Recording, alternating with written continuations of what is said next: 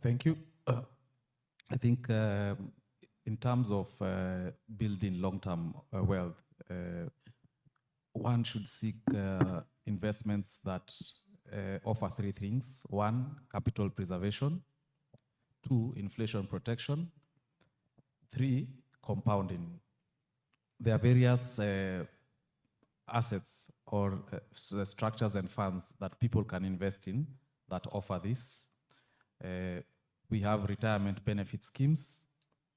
They are a source of long-term wealth creation. They are the cornerstone, actually, of wealth creation in many economies. Because what happens is that these retirement benefit schemes allow long-term investments to tie to long-term liabilities. Yeah? And we have regulators who manage this. We have equity funds, both local and global. Even in periods of volatility, we tend to see equity funds perform very well over the long term, yeah? Because they beat those periods of volatility to deliver superior returns. Yeah? Globally, we have many funds that people can invest in. Locally, we also have equity funds, which are structured. And if I was just to give an example, in our market today, the NSE in Kenya has already delivered over 50%. Leave alone last year, where it delivered more than 30% return. So those are some of the funds that investors can get into that would offer real returns and superior returns. We have balanced funds, and how those work is that they basically don't give you the full exposure to equities, but they give you exposure to a mix of equities and fixed income. Those are available in regulated entities in Kenya and even globally. We have alternative investments as well, private equity and venture capital funds.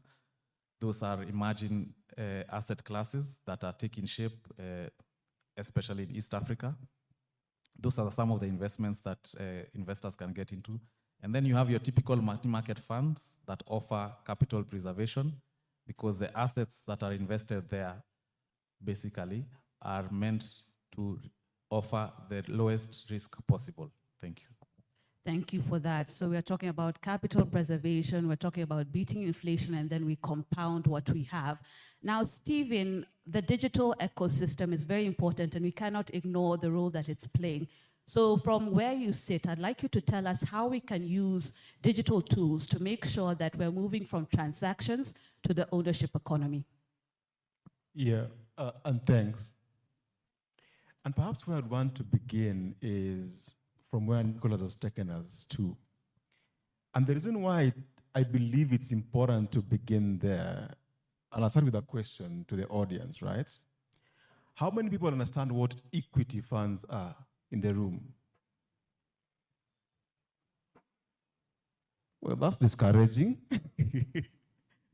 And the reason why I'm saying it's important to start from that particular point is because I think perhaps the reason why we are not able to make long-term investments is because perhaps we don't understand, right? I think the reason why we don't understand is because most people believe it's complex. We are using technical terms to try and communicate what this is all about.